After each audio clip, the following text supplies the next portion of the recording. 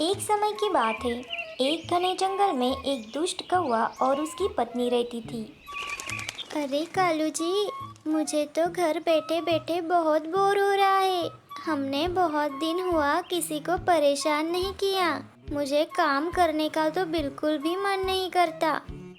जंगल के पंछियों को परेशान करने में ही मुझे मज़ा आता है। चलो ना कालू जी, चलते हैं।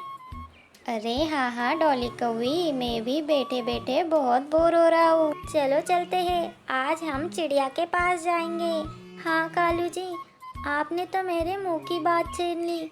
हम चिड़िया के पास ही चलते हैं। मुझे चिड़िया को परेशान करने में बहुत मज़ा आता है। ऐसा कहकर वो दोनों चिड़िया के पास चले जाते हैं। अभी बारिश के दिन शुरू ही होने वाले हैं। अच्छा हुआ मैंने सारी लकड़ियाँ जमा कर ली। मैं इनका अच्छा सा एक नया पक्का घर बनाऊंगी। ऐसा कहकर सोनी चिड़िया सो जाती है। रात को कौवा और उसकी पत्नी आकर चिड़िया की सारी लकड़ियाँ चुरा लेते हैं।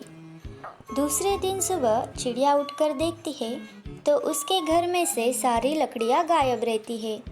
वो बेचारी बहुत दुखी होती है और रोने लगती है। तभी उसका बेटा वहाँ पर आता है। क्या हुआ मम्मा? मम्मा आप क्यों रो रहे हो?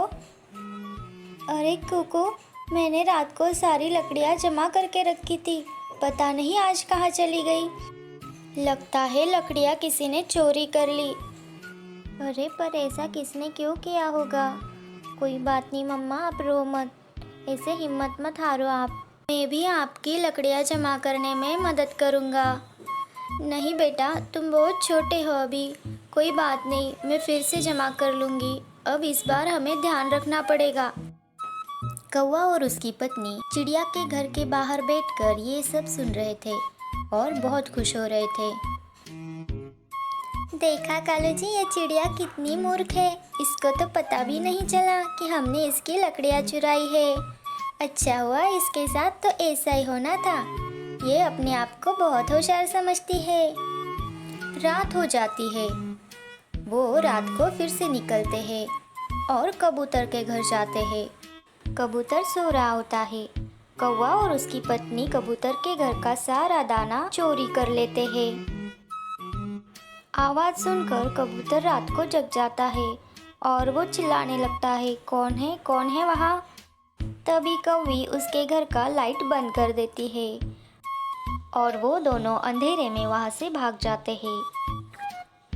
अरे वाह मेरी डॉली कौवी, कितना मज़ा आ रहा है। हमें मज़ा भी आ रहा है और ऊपर से हमें काम करने की ज़रूरत भी नहीं है। हम तो ऐसे ही अमीर हो जाएंगे। हाँ हाँ कालू जी, आप बिल्कुल सही बोल रहे हो, हम ऐसे ही अमीर हो जाएंगे। कबूतर देखता है उसके घर का सारा दाना चोरी हो गया होता है। वो बहुत परेशान हो जाता है। वो आसपास के सारे पंछियों को इकट्ठा करता है और सारी बात उन्हें बता देता है।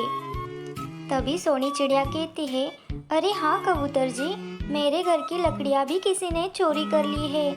मैंने तो वो मेरा बरसात के दिनों में घर बनाने के लिए रखी थी। पता नहीं ये सब कौन कर रहा है। हमें इस पर नज़र रखनी चाहिए, नहीं तो ऐसे करके जंगल के सारे पंछियों के यहाँ चोरी हो जाएंगी। अरे कालू जी, आप क्या सो रहे हो? चलो ना, आज भी किसी पंछी के घर चलते हैं। अरे डॉली कौवी, आज नहीं जाएंगे। हर रोज़ जाएंगे तो पंछियों को शक हो जाएगा। आज के दिन नहीं जाते हैं। क्या आप भी कालू जी? मुझे ऐसे घर में बैठकर मज़ा नहीं आ रहा है। चलो ना आप भी, नहीं तो मैं अकेली चली जाऊंगी। कौवा डॉली कौवी के साथ चला जाता है। वो तोते के घर जाते हैं। तोता सोने का नाटक कर रहा होता है। जैसे ही कौवा और उसकी पत्नी उसके घर के अंदर आते हैं, तोता एक सेंसर बजा देता है। वो ज़ोर ज़ोर से बजने लगता है और उसकी आवाज़ सुनकर सारे पंछी वहाँ आ जाते हैं और कौवा और उसकी पत्नी को चोरी करते हुए देख लेते हैं। अच्छा, तो तुम दोनों ये चोरी कर रहे हो, तुम्हें शर्म नहीं आती ऐसे काम करते हुए? मेहनत से कमाकर खाने में ही सुख होता है, ऐसे चोरी करके कुछ भी फ़ायदा नहीं है। हमें माफ़ कर दो, हमसे गलती हो गई। सभी पंछी मिलकर कौवा और उसकी पत्नी को जंगल से बाहर निकाल देते हैं। तो आपको ये कहानी कैसी लगी हमें ज़रूर बताएं और प्लीज़ चैनल को सब्सक्राइब कर दो।